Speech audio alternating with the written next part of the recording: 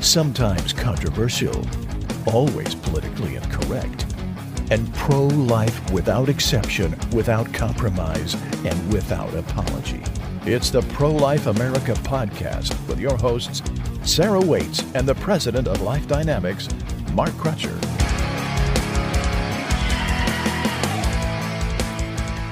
Hey guys, welcome to the show.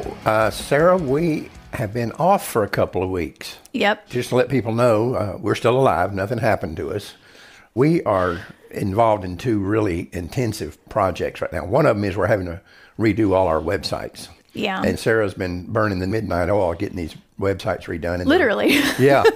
And they're really looking good. She's doing a great job. So if you have a chance, you should check out the new websites that I've tirelessly worked on. So go check out the new People of Choice, the new Clinic Worker, the new Safe and Legal websites, and the new My Alpha 21 website. And of course, at the same time, we're working on this project that we've been telling you about. The future of the pro-life movement needs to be local, and we need to be fighting this battle in our local communities. And we're putting together a series of training videos to show people what they can do in their local communities. And I've been burning the midnight oil on that one. And Sheila's been working on her part of it. And we're really excited about it. It's going to be really good. But in the last couple of weeks, we literally did not have the ability to do the podcast. So that's why we were gone. But we're back. We wanted you to miss us just a little bit. Yeah, we want you to take us for granted. But anyway, we're back. Yeah, we're back. And today's show, we're going to be talking a lot about the surge of violence against pro-lifers. Yep. But before we get to that, we have a few small little news stories. A couple of little news stories. First off, Kamala Harris. Your favorite woman. Oh, yeah. I'm a real big Kamala Harris fan. She gives a speech at the National Baptist Convention in Houston. Why? Well, that's the question. She tells these pastors they should be promoting baby killing and abortions as a Christian activity. She was speaking to the National Baptist Convention. Uh-huh. It's not the Southern Baptist Convention, fortunately. You Baptists and your conventions. That's all I can say. Yeah, we have all our conventions. But there were 2,000 pastors and church leaders at this convention, and she spoke. Yeah. Now, here's my question. Why the hell is she speaking here? I don't know. The problem isn't Kamala Harris. The problem is that a National Baptist Convention in Houston, Texas, invited this woman to speak there. Yeah. It's absolutely astonishing, but it's an example of how far our society has decayed when even churches are doing this. And of course, we're seeing all sorts of problems right now with other denominations as well. The Catholic Church has got lots of problems. This issue is tearing the church apart. Mm-hmm. Another story comes out a few days ago. Mm-hmm. A poll shows that nearly 1 in 4 Democrats, almost 25% of all Democratic voters, believe that men can get pregnant. So according to this survey taken by WPA Intelligence, they took 1,000 registered voters, and it said 36% of white college-age Democrat women agree with the statement that some men can get pregnant. You know, this is mind-boggling when you think about it. You know, the Democrats claim to be the party of science. Mm-hmm. Oh, follow the science on climate change, follow the science on this, that, and the other thing. But then all of a sudden, when it comes to things like gender and abortion and those issues, science is out the window. These are science deniers at that point. Mm-hmm. Speaking of science deniers, so Stacey Abrams was doing a speech or something at this event at the Ray Charles Performing Arts Center in Atlanta. She's a Democrat in Georgia. She had this to say about fetal heartbeat and sonogram machines. There is no such thing as a heartbeat at 6 weeks. It is a manufactured sound designed to convince people that men have the right to take control of a woman's body away from her. So, to recap, the heartbeat doesn't exist. That heartbeat you hear, it's all this collusion between male politicians and the makers of medical technology to pull the wool over everyone's eyes and make them think that there's such thing as a fetal heartbeat. They're just in on the conspiracy. So I guess that what happens is when a doctor knows that he's got a pregnant woman coming in, he goes out and manufactures his heartbeat sound. No, it's the machine. It comes built into the machine. He doesn't have to do anything. Oh, that's good. You can buy the sonogram machine that has this manufactured heartbeat built into it. Exactly. Wow, that is good. In my opinion, all of this is based on an article that came out in Business Insider last year. And the article was titled, "The Fetal Heartbeat That Defines Texas New Abortion Laws Doesn't Exist, Say Doctors." In this article, it refers to statements by a Dr. Nisha Verma, an OBGYN who specializes in, quote, abortion care and works at the American College of Obstetrician and Gynecologist. She said that the heartbeat doesn't exist in a 6-week-old fetus. She says the flickering that you're seeing on the ultrasound that early in the development of pregnancy is actually electrical activity. And the sound that you, quote, quote, hear is actually manufactured by the ultrasound machine. Now, this claim has been refuted by a number of doctors and the Mayo Clinic. They have said that the cells of the myocardium, or the heart, starts to contract around the 5-week period, and it produces the noise that we call heartbeat. But, you know, this woman is a former member of the House of Representatives in Georgia, yeah. Congress nuisance. Mm-hmm. She's a graduate, believe this or not, of Yale Law School. I believe it. And she's run for governor. She claims that she should be governor right now, that the election was stolen from her. Yeah. I thought Democrats weren't supposed to take that position. No. But anyway, you know, we've said this many times in the past in the old George Orwell statement. Some things are so stupid that it takes an intellectual to believe it. That's what I was sitting here thinking when I heard her say this. Yeah, it's just mind-bogglingly stupid. But it's not the first time we've heard stuff like this. We hear pro-choicers always trying to take the very technical scientific terms, like the term fetus, for example, which simply means a baby who has not been born, who's still in the womb, who is past the embryonic stage.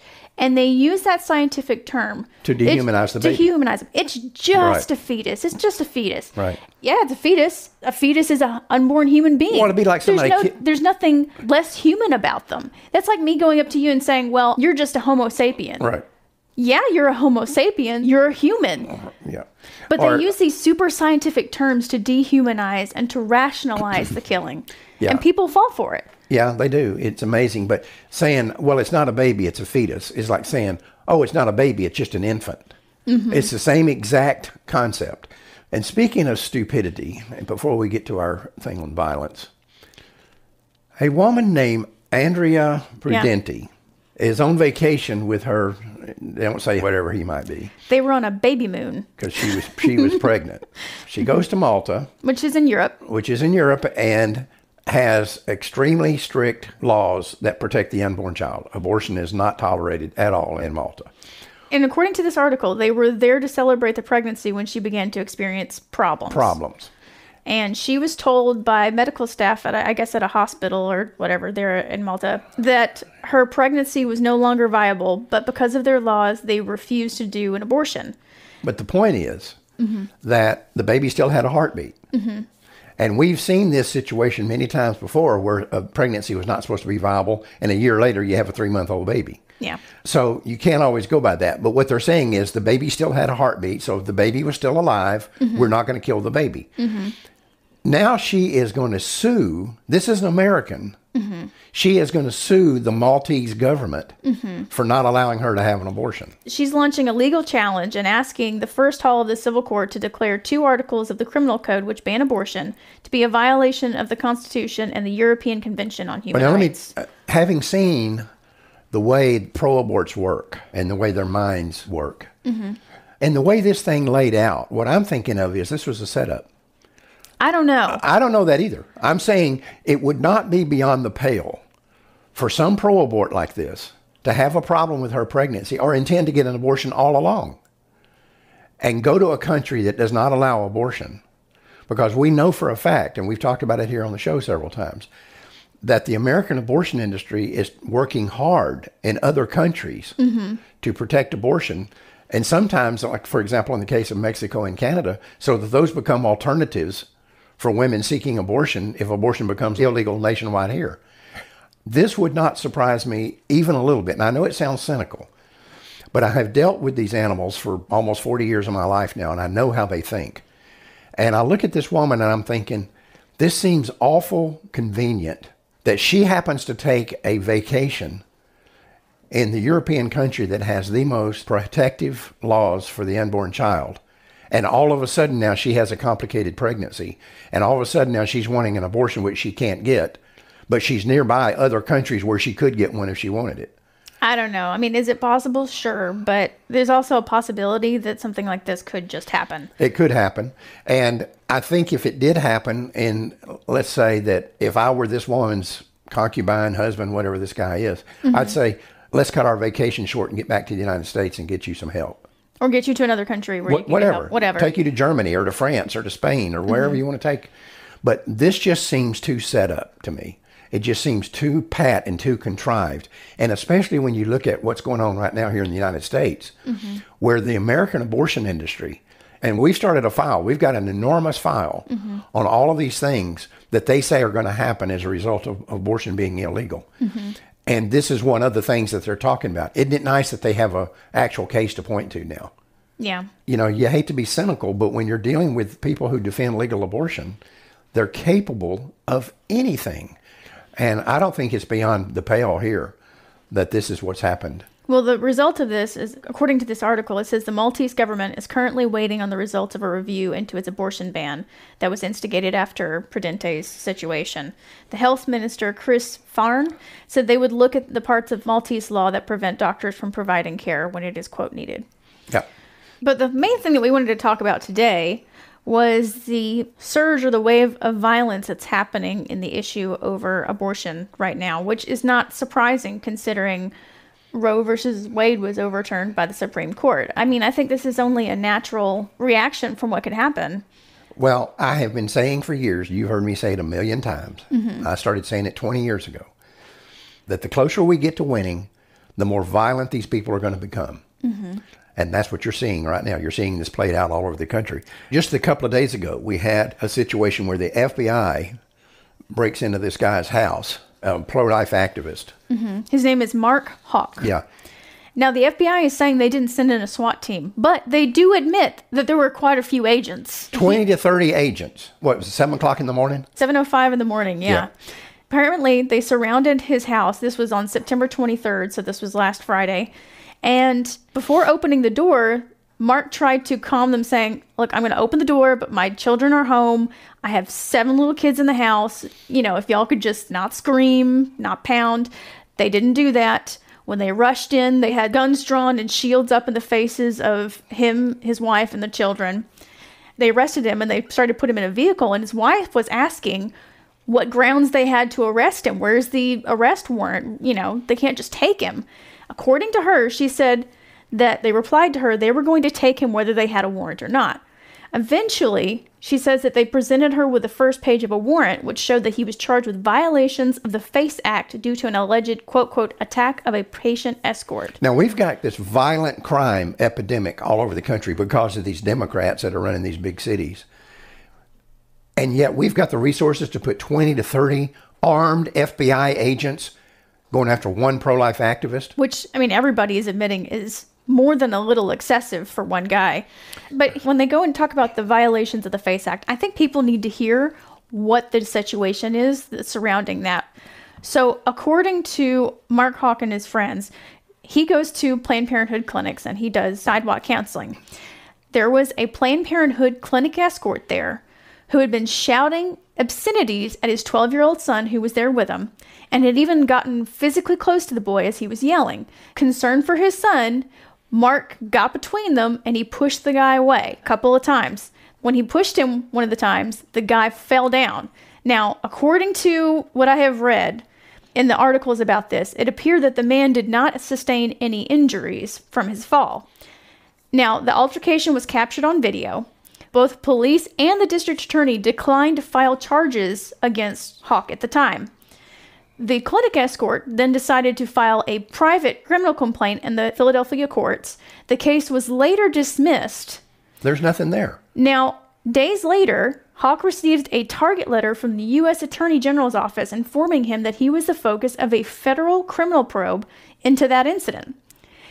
Through his attorneys, he tried to contact the U.S. Attorney's Office to discuss the case, never received a response. He never heard anything until the FBI agents swarmed his house and arrested him. The Justice Department, according to a press release on their website, said that they were charging him with violating the F.A.C.E. Act. They also assert that the clinic escort was injured and required medical attention. Which at the time was not true. Which at the time was never reported to be true.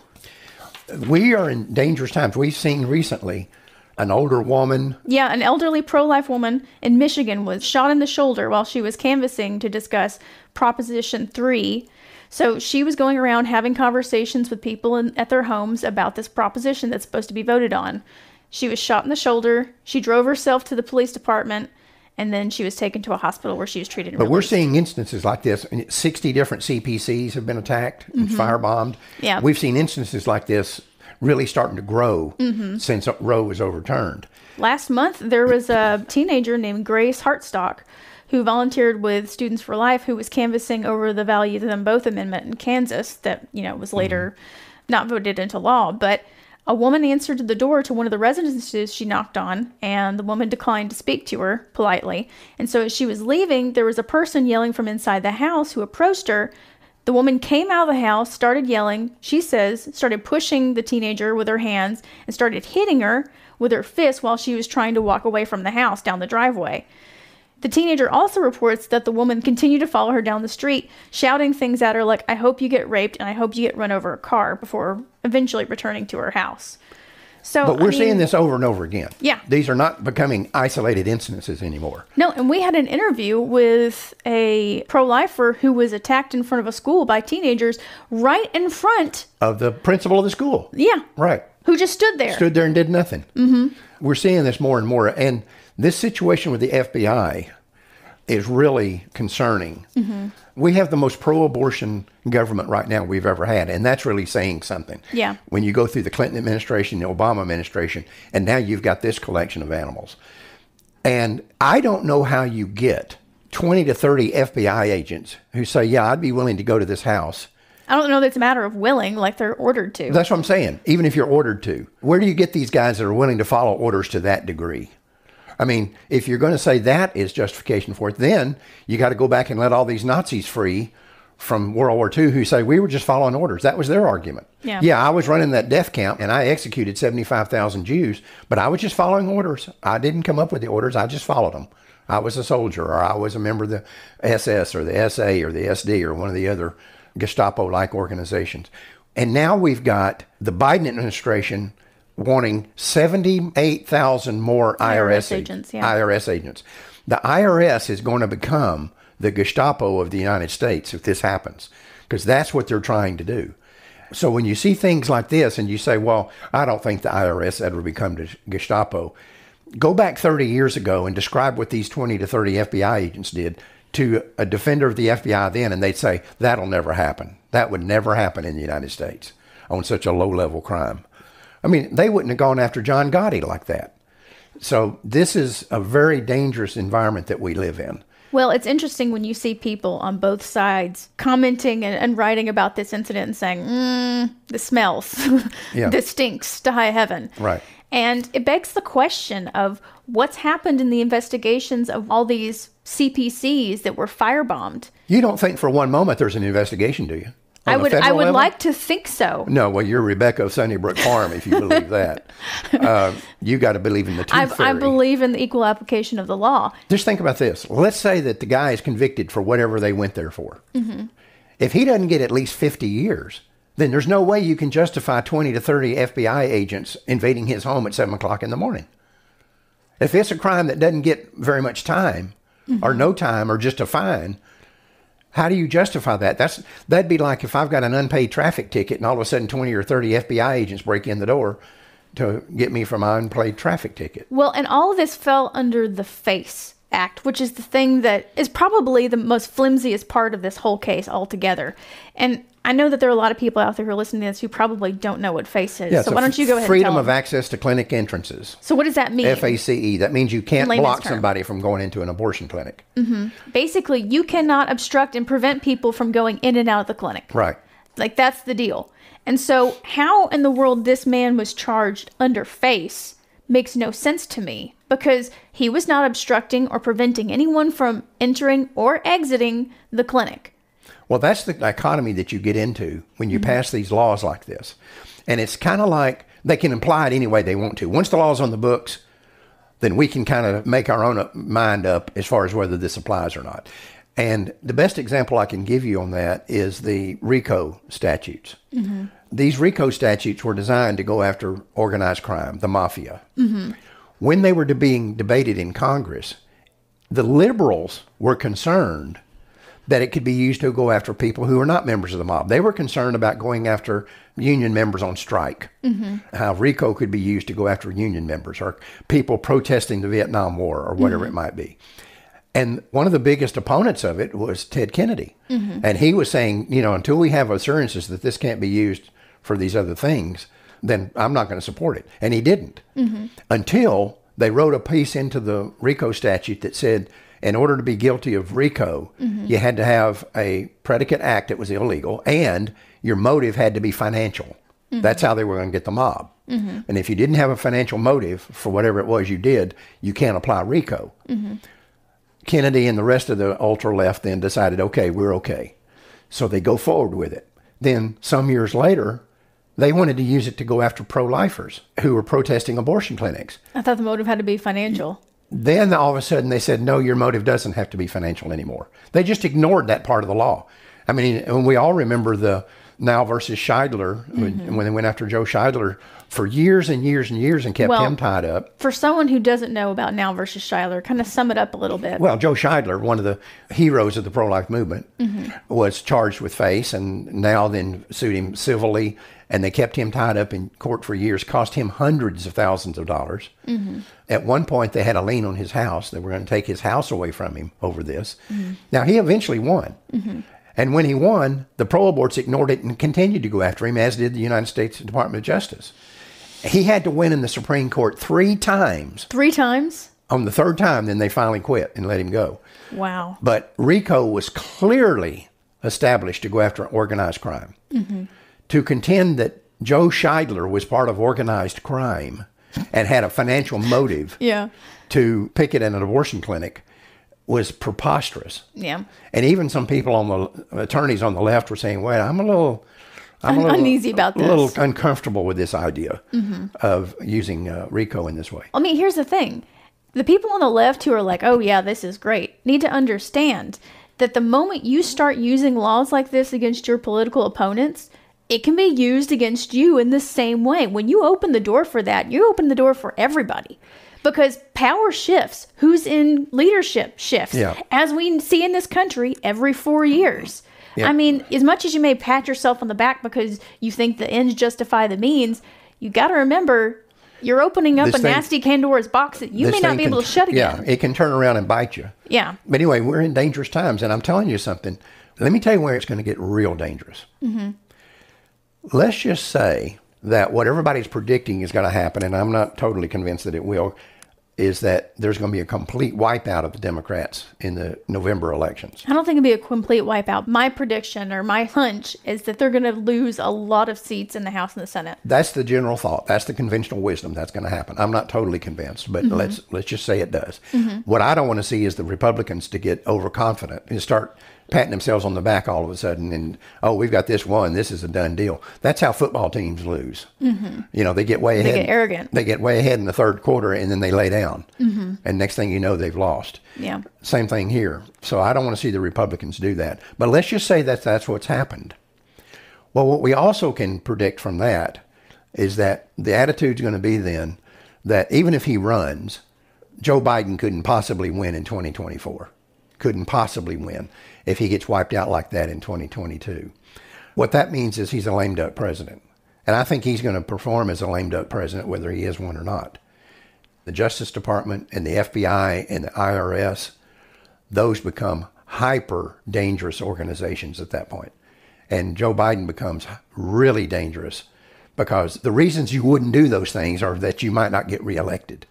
But if you don't care about that. But if that's not a possibility anyway. Well, the Democrats may not want to do that because even though it may not be for Joe Biden, they might be able to get somebody else, a different candidate who is a little bit more viable by the American public for them. The Democrats are so completely sold out to godless Marxism that they can't back away right now. It's going to be generations before they can back away from this. The Democrat Party that existed when I was a kid bears absolutely no resemblance to the one that exists today. Since we're talking about this being dangerous times, before we go, you've been in this a long time, and you generally have some tips for people who are going out and doing sidewalk counseling or anything pro-life related when they're having to interact with the public. What are your tips for pro-lifers to stay a bit safer? Well, first off, you should never be out picketing, protesting, sidewalk counseling, anything like that, unless you're under camera. And my suggestion's always been that you have at least 2 cameras, one that's obvious and one that's hidden. Yeah. Because very often we've seen video of where video was running and the pro board just went over there and grabbed the camera. We saw a situation, I think it was in Ohio several years ago, where a woman had her camera taken by a pro abort that had assaulted her. And when the police came, they just denied there was ever even a camera. What are the police supposed to do then? Go in and search every square inch of the abortion clinic? So you need to have one camera that's visible, and hopefully that makes everybody play honest engine. And then another camera that's hidden that's watching that camera and the people that are acting, the pro-lifers. You need to have that at all times. The second thing is, we did this here in Denton. We did a picket at an abortionist's house here in Denton. We only had one abortionist till we ran her out of town. And when we were going to go to her house and picket, we knew, of course, that people would not like it, the neighbors wouldn't like it, and she wouldn't like it, and they're going to call the police. My opinion has always been that police tend to favor the person that calls them first. And so what we did is I scheduled a meeting with the guy that was then the police chief here in Denton. Yeah. And I went down and sat down with him and just told him what we were going to be doing, and that he had my assurance that we would not break any laws. We wouldn't get on private property. We would be on public property, be in the street. You wouldn't be obstructing the road, though. We wouldn't be obstructing traffic, and we would make sure that we took whatever trash was there. We took a trash bag, because if there was any trash there when we went up, it'd be blamed on us when we left. So we said, we'll police the area when we're done. We won't leave any trash. When we leave, you'll never know we were there. When we went to her house that day, of course, she went berserk, and some of her neighbors went berserk. And we're calling the police. Go call them. And we were out there for probably an hour and a half, maybe 2 hours. And during that time, not one Denton police car drove by, because we had heard that they were calling in and that what they were being asked was, well, what are they doing that's illegal? We'll be happy to dispatch a car if you can tell us if are they breaking anything? Are they on private property? Are they, doing graffiti, whatever? And because no one could tell them that we were doing anything illegal, and we had already gone to the police chief and told him up front what we were going to be doing. And we didn't ask him to take a position on the abortion issue. Yeah. We're not saying, you weren't asking for support. No. You weren't asking for his approval. And one of the things that I told him, and I said, look, we're not out there to embarrass the Denton Police Department or create extra work for you or to do anything that might reflect badly on the Denton Police Department. But we have a legal right to be there, and we're going to exercise that legal right, but we're not going to do anything illegal. And if you want to send a Denton police car out there just to sit and watch us the whole time, that'll be great. We'll let you know what time we're going to be there, and we're, your police car can come sit. We never saw the whole time we were out there a Denton police car. Now, I'm not saying that'll work every time. No, absolutely not. But it's good PR to do, and it's good for transparency. And if something does come up later, you can always say, we went to the police department and told them exactly what we were going to do and what we were not going to do. Yeah. So anyway, those are just some things. But the main thing is, if you're engaged in some sort of activity, it needs to be videoed. My opinion is that you always need to have at least one other person with you, not just for the camera aspect, but in case something goes wrong, there's somebody there who can call the police, or there's somebody there who can try to help de-escalate the situation, if possible. I've always thought that you ought to have more than one person for sure, but along with the person that's not in plain view, that's got a camera going, there should be somebody else sitting there with that person so that they can call police or they can go do whatever is necessary. But this thing is going to get more and more violent as time goes on, and we just have to accept that these are violent people, and you shouldn't underestimate that. If you have any questions or comments about today's topic, please feel free to leave a comment on the episode page on our website. We'll always have that in the description of the episode, so you can always click to that and go to our page. And also, if you have a question or comment about the abortion issue that you want us to discuss on this show, you can go to lifedynamics.com/podcast. There's a form right there on the page to leave your show suggestion. And don't forget, Life Dynamics can't do anything at all without your prayers and without your financial support. And that's especially important now, and it's going to be important from now on out. Yep, even a donation as small as $1 or $2. It always helps. Or if you've got an extra $1.5 million or $2 million laying around that's not doing anything, we can use that too. So Yeah, we won't say no to that. No, we won't say no to that. We'll put it to use. Believe me, you'll save babies with it. Anyway, thanks for being with us. We'll see you next Thursday. Until then, remember, Life Dynamics is not here to put up a good fight. We're here to win. Because winning is how the killing stops. See you guys. Bye.